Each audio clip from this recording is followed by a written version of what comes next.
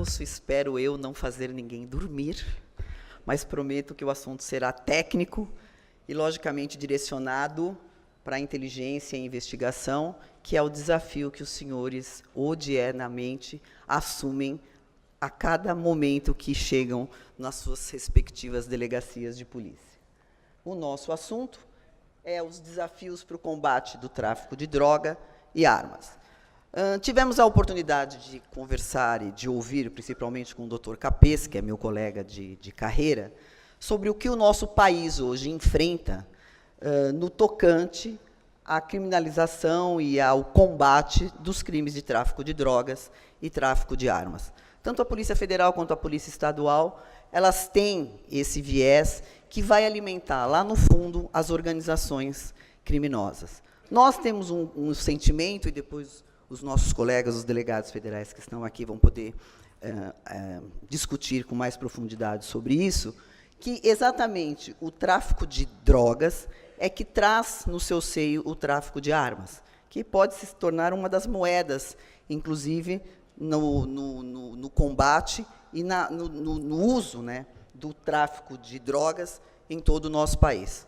A nossa fronteira, todo mundo sabe que é muito fácil de controlar, principalmente quando a gente ouve, em épocas eleitorais, algumas plataformas dizendo que vão controlar as fronteiras. Eu fico muito tranquila. São 7.500 quilômetros de fronteira seca e quase 32 mil de fronteira molhada. É uma coisa muito simples de se cuidar. Para a gente ter uma ideia, 7.500 quilômetros, nós chegamos daqui no Japão.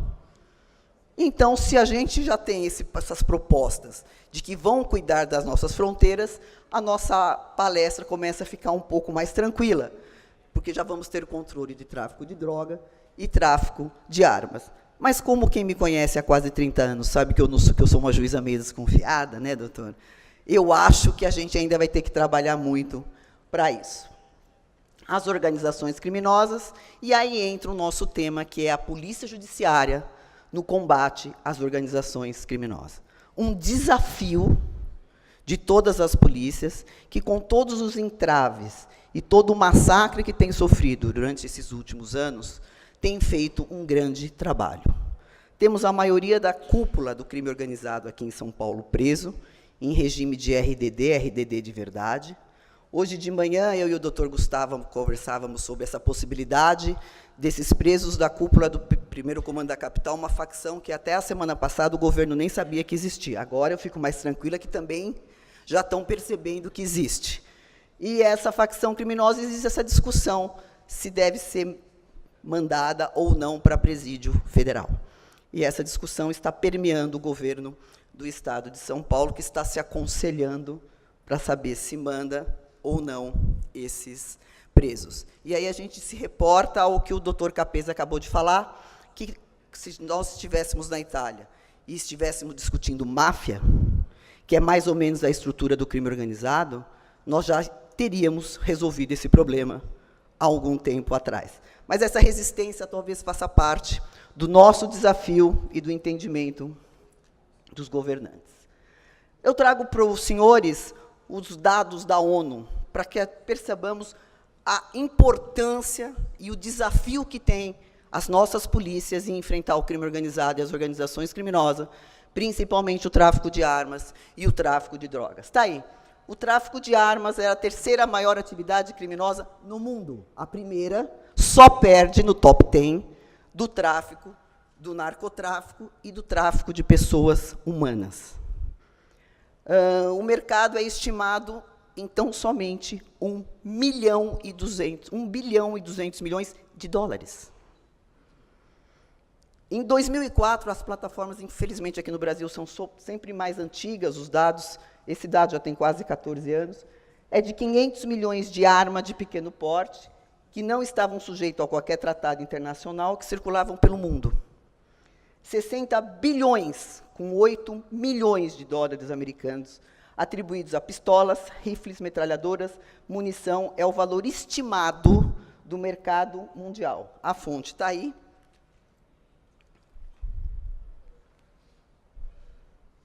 E aqui um mapa, para a gente ter uma ideia, principalmente quando se fala de fronteira, do contrabando internacional. Então, lá, Mato Grosso com o Paraguai, os estados, as nossas cidades, todas fronteiriças. Eu tive a honra de almoçar ao lado de uma delegada que trabalha em fronteira e estava me passando as informações de praticamente a invasão que o Brasil está sofrendo de outros territórios, mas somos um país acolhedor, e essas pessoas que estão sendo praticamente expulsas da América, do restante da América do Sul, estão entrando no Brasil, e com eles todo esse problema: droga, arma e tudo que vai permear essas pessoas a se envolverem numa organização criminosa e acabarem somando aos nossos criminosos mais essas pessoas que estão vindo porque vêm sem emprego, sem trabalho, sem qualquer perspectiva de vida, expulsa dos seus países. E aqui nós temos uma ideia, mais ou menos, e a gente pode perceber que é tudo nessa fronteira seca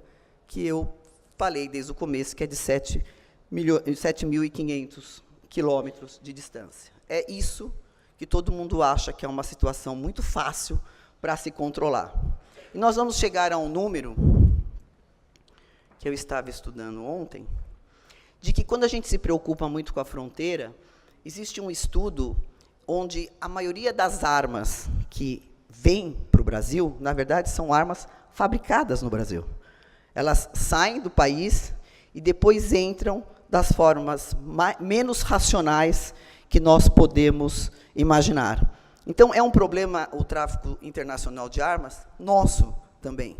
Não dá para colocar o problema do tráfico, a problemática, na verdade, do tráfico internacional de armas apenas nos países vizinhos ou até dos Estados Unidos, como tivemos uma bela apreensão da Polícia Federal, acho que há 2 anos atrás, no aeroporto internacional do Rio de Janeiro, onde armas viriam de Miami dentro de aquecedores. Então, não é só esse problema, isso é só uma parte desse problema.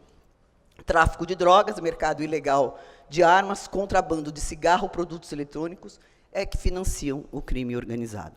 Então, se nós, e como já foi dito aqui pela parte da manhã, nos atermos, como se fosse uma coisa simples, eu sei que não é, a combater o crime organizado, automaticamente estaremos combatendo o tráfico de armas, o tráfico de drogas, o tráfico de cigarro e o tráfico de tudo que existe nesse país, onde o descaminho e onde a falsificação, que também são de organizações criminosas, permeiam dioturnamente a nossa cidade, o nosso país.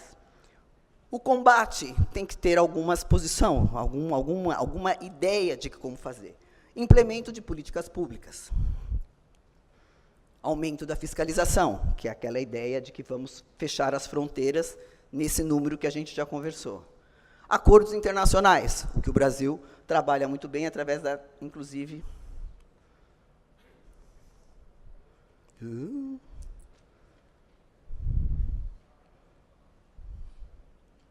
investimento em profissionais e inteligência para a investigação. Chegamos ao ponto da nossa discussão aqui. Eu, como todos os senhores conhecem, acredito que o caminho lídimo e legal para se combater a violência e a criminalidade do Brasil, estamos falando do nosso país, é a inteligência policial, realizada pela Polícia Judiciária. Polícia Judiciária, Polícia Federal, Polícia Civil. Esse é o caminho que está na Constituição Federal. Existem outros caminhos, o que não existe é ideia para combater o crime. Podem ter a ideia que quiser, começar pelo caminho que quiser, pelo procedimento que entender cabível, mas pela Constituição Federal, pelo Código de Processo Penal, e principalmente pela Lei 12.850, de 2013, que importa, ao meu sentir como juíza criminal, os melhores mecanismos de meio de prova, é o melhor, o justo e o correto caminho para se enfrentar o crime organizado no país. Não existe mágica. Não existe nenhum... Está difícil aqui.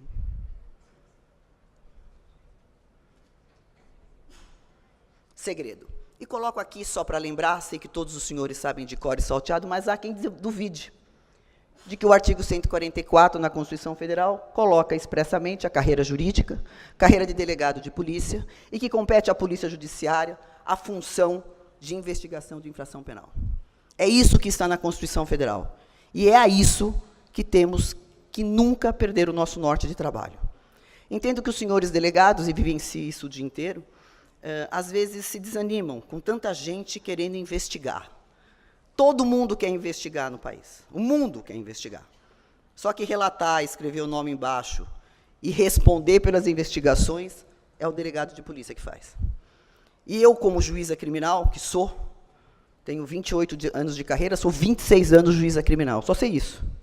E hoje eu trabalho na maior seção criminal desse país, que é a seção criminal do Tribunal de Justiça do Estado de São Paulo, que possui 70 desembargadores em 16 câmaras. A minha Câmara, a propósito da sentença à prisão em 2º grau, é a 4ª Câmara Criminal, a Câmara que devolveu a esse país a moralidade de se prender em 2º grau, após a avaliação da prova, o eventual condenado pela Justiça.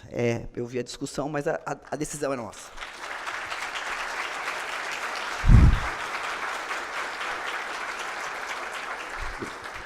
E é o parágrafo 4º, que é o nosso mantra, que está lá. As polícias civis, dirigidas por delegado de carreira, reportamos aquela palestra que já tivemos antes, incumbe, ressalvada a competência da União, as funções de polícia judiciária e apuração da infração penal, exceto a militar. Toda palestra que eu faço, eu ponho isso só para a gente não esquecer. De vez em quando dá uma tristeza, né? É tanta gente investigando. O problema é comigo ou é com... Além disso, está lá no Código de Processo Penal. Isso é só para a gente sair daqui com a certeza do que faz a Polícia Judiciária. Para ninguém sair daqui com dúvida se podia ou devia investigar. Pode e deve. Está lá, artigo 4º do Código de Processo Penal. A Polícia Judiciária, aquela que a Constituição explicou quem é, será exercida pelas autoridades policiais do território, sua respectiva circunscrição, e terá por fim apurar infrações penais. Parágrafo único, a competência definida nesse artigo não excluirá autoridades administrativas a quem a lei seja que a lei, outras leis, determinem essa atribuição e competência. Aqui o Estatuto do Delegado.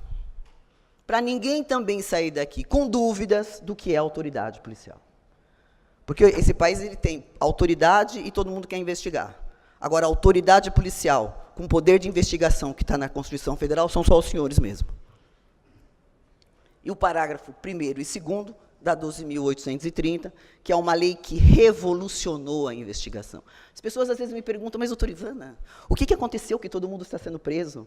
Todo mundo está sendo preso porque essa lei, veja só que ironia, assinada pelo próprio ex-presidente, ora condenado, ele não deve ter lido, provavelmente, se leu, não entendeu, dá todo o meio de prova.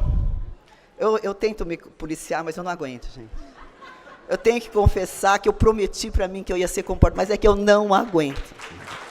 Eu não resisto. Eu não resisto. E essa lei, ela traz para o delegado de polícia, ela pontua, ela ordena os meios de prova. Então, quando a gente discute delação premiada, e quando eu vi por meses o meu Supremo Tribunal Federal, o nosso, discutindo se delegado de polícia podia ou não fazer delação, eu me questionava qual era a dúvida. Porque se a lei fala que a autoridade policial poderá participar da delação, qual é a dúvida de o delegado ser delegado e autoridade policial, e qual a dúvida de delação? Está lá no artigo, nós vamos ser meio de prova. Porque só me faltava agora delegado ter a atribuição constitucional de investigar, mas só por alguns meios de prova. Esse não. É lógico que não. E talvez, depois de reflexão, depois de ter ouvido a própria Polícia Federal, depois de terem colocado como funciona uma delação, os limites dessa delação, se teve a certeza, e o julgamento, obviamente, reconheceu o que estava na lei, que o delegado de polícia tem a atribuição constitucional e federal, pela Lei 12.830, de participar e de realizar uma delação premiada. Na verdade, é um contrato e o delegado tem atribuição suficiente para isso.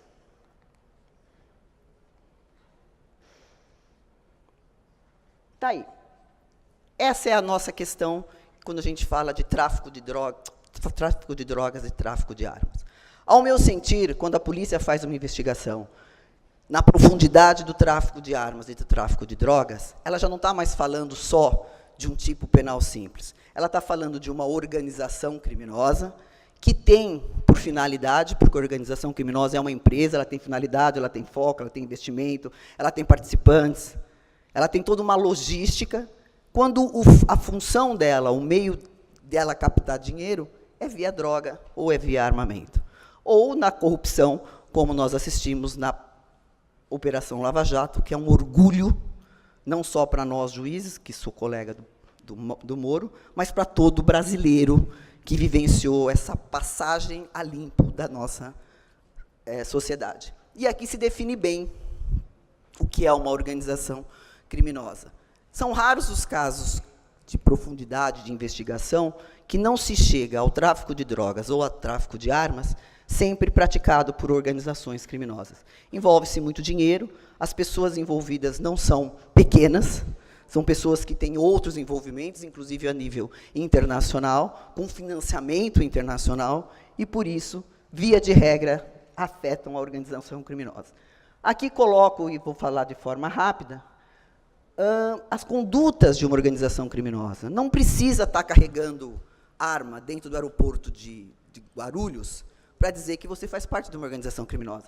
Você pode promover, pode constituir, pode financiar uma organização criminosa sem efetivamente carregar droga ou armas no porta-mala do seu carro. São outras condutas que tipificam você fazer parte de uma organização criminosa sem necessariamente pôr a mão no objeto do crime. E isso a gente só vai descobrir com inteligência. Se numa prisão em flagrante de um traficante colocarmos para ser interrogado, provavelmente ele não vai contar isso para nós.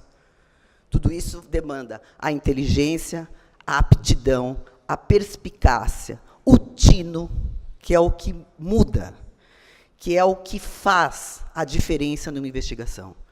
Eu nem ouso investigar porque não tenho o tino dos senhores.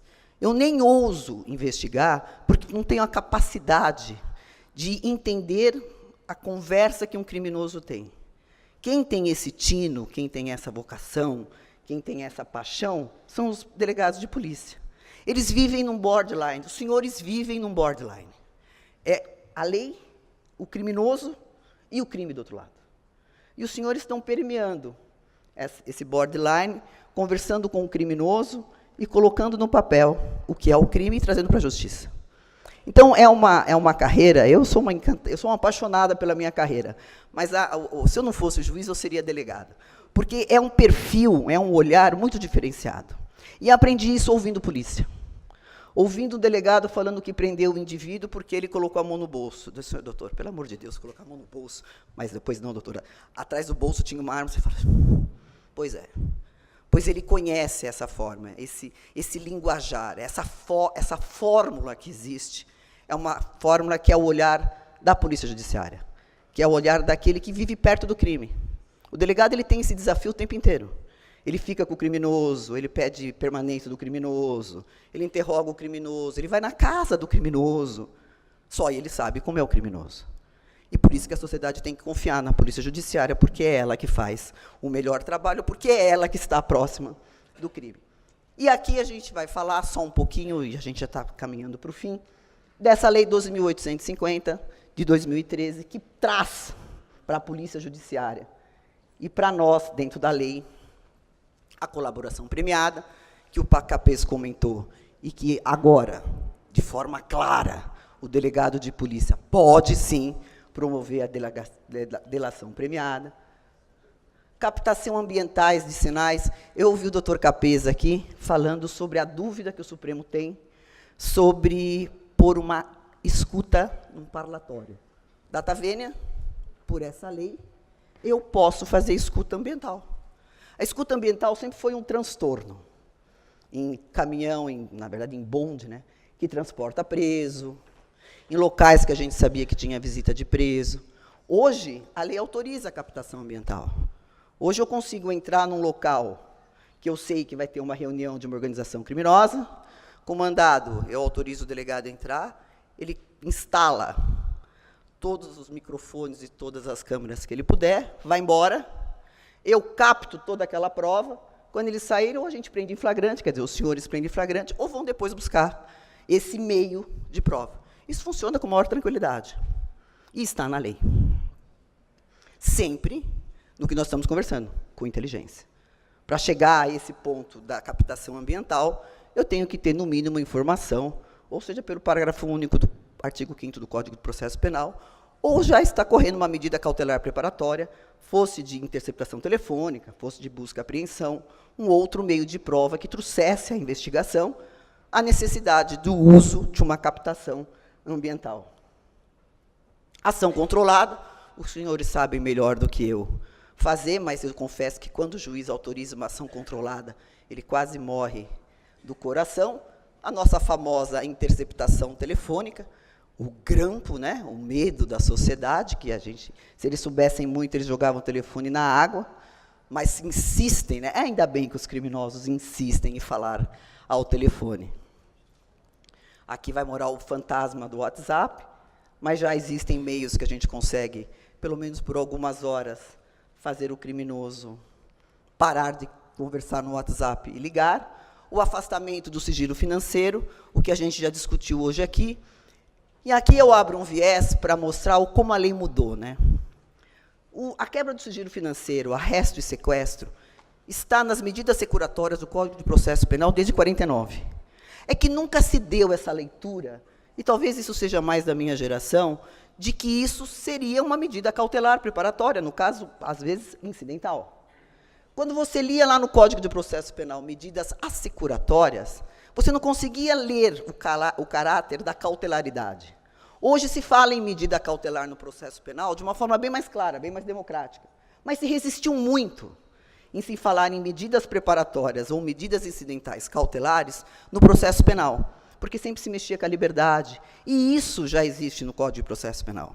Quando a lei de quebra de sigilo fiscal, lavagem de dinheiro, traz para nós essa possibilidade, né, de ir buscar o patrimônio do eventual investigado, na verdade, ela já estava no Código de Processo Penal, travestido lá de medidas assecuratórias, que nada mais é que o arresto, o sequestro, hipoteca de bens e tudo que está no Código de Processo Penal.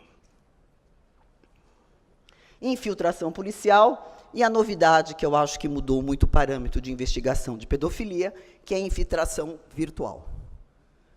Sabemos que só para crimes sexuais, que envolve, mudou o ECA, essa lei, mas que tem feito um trabalho importantíssimo e que é a inteligência, que é a tecnologia que traz, principalmente para a Polícia Federal, que tem essa maior atribuição, a forma de investigar os crimes envolvendo menores, principalmente a pedofilia. Você coloca um policial infiltrado, ele vira, tecnicamente, um pedófilo. Ele participa da conversa. E o maior bem dessa lei, e que eu acompanho todo o trabalho das polícias, um pouco como xereta, outro como admiradora, e outros como juíza que julgo, é que esse tipo de infiltração faz com que a Polícia Federal impeça a consumação do delito lá no final. É um crime permanente, já a mera conversa já subsume o tipo penal. Mas eu evito, por exemplo, que o pedófilo encontre com a sua vítima. A polícia chega antes. E é isso, talvez, que eu trago à reflexão dos senhores, que são as autoridades que têm essa atribuição constitucional de investigar. Nós talvez precisamos repensar. A gente precisa, às vezes, se reinventar. Esse país precisa reinventar, a polícia e o judiciário também. De tentar trabalhar de uma forma que consigamos chegar e via a inteligência, antes que o crime ocorra com o seu pior resultado. Esse é um desafio que nós temos que trabalhar. Mas, doutora, mas aí o crime não vai ser consumado, a pena vai ser menor, e aí a gente tem que sopesar sempre sobre isso. Mas é um grande desafio. E quem vai nos mostrar o caminho desse desafio é a tecnologia. Bauman, que foi a primeira pessoa a falar sobre a liquidez da informação, e disse, inclusive, que nós iríamos um dia nos arrepender de tanta liquidez e de tanta informação. Ele dizia que não tem volta. O que nós estamos vivenciando com a tecnologia, com o meio de prova eletrônico e tecnológico, o meio digital, ele não tem volta. Nós vamos ter que percorrer todo para chegar ao final e descobrirmos se valeu a pena ou não. Por enquanto, eu garanto aos senhores que vale muito a pena. É graças ao trabalho dos senhores que o Poder Judiciário, no caso da seção criminal do Tribunal de Justiça, deu esse ano 139 mil acórdãos. Via de regra, confirmando o trabalho que os senhores começaram lá, na mesa dos senhores, fazendo as investigações criminais. Então, vale a pena. Cooperação entre instituições e órgãos federais, distritais, estaduais e municipais. Esse é o caminho que essa lei passa. E, mais uma vez, eu trago que é para mexer com essa nossa responsabilidade de fazer um mundo melhor, mais ético e mais seguro para todos.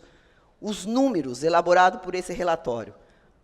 A Global é uma plataforma muito séria. Narcotráfico, 320 bilhões de dólares. Tráfico internacional de armas, sempre o mesmo assunto. Os dois top 10, 290 bilhões de dólares. E aqui, 35% desse valor está na mão da criminalidade organizada. É o foco. Falsificação, 250 bilhões. O mundo falsifica. A China falsifica o que o resto do mundo não falsificar. Tráfico humano, tudo isso é crime organizado e organização criminosa, um assunto que me intriga muito, 31 bilhões e 600 milhões de dólares. Tráfico ilegal de petróleo, principalmente o terrorismo, o Estado Islâmico, para quando a gente trabalha isso, está aí, 10 bilhões e 800 milhões. Esse dinheiro do tráfico de droga é o que mantém o crime de terrorismo. É com esse dinheiro que terrorista compra arma e se torna, eu falo que terrorismo é um crime que vive no iCloud, né? Qualquer hora desce alguém, pega uma arma, um carro, passa por cima de todos nós, fala que foi Alá que mandou e virou um criminoso do islamismo. E o tráfico de vida selvagem, e os delegados federais que já me contaram cada história das mais duras possíveis, de uma cobra, né, doutor Godoy? Encontrada que veio de volta do nosso país e morreu, uma cobra albina. E no aeroporto, para quem trabalha no aeroporto, quando chegam aquelas aves todas empapeladas de silver tape, que quando o delegado abre, fica o bichinho sem pena. E tem gente que ganha dinheiro, e muito dinheiro com isso. Salvo o melhor juízo, domingo no Fantástico, passou também o tráfico de plantas, de orquídeas, que é realizado e o dinheiro que isso vale. Aqui está o meu telefone, meu e-mail institucional. Estou sempre à disposição de vocês. Espero ter trazido reflexões. Nós não estamos aqui para trazer soluções. Somos todos nós pensando juntos, cada qual com a sua diferença, com o seu olhar, com a sua cor, com o seu jeito de enfrentar a criminalidade organizada, que nós vamos conseguir chegar a bom termo. A gente só não pode perder um viés, que estamos nesse mundo por um país mais ético, por um país mais probo e por um país mais seguro para todos nós. Muito obrigada.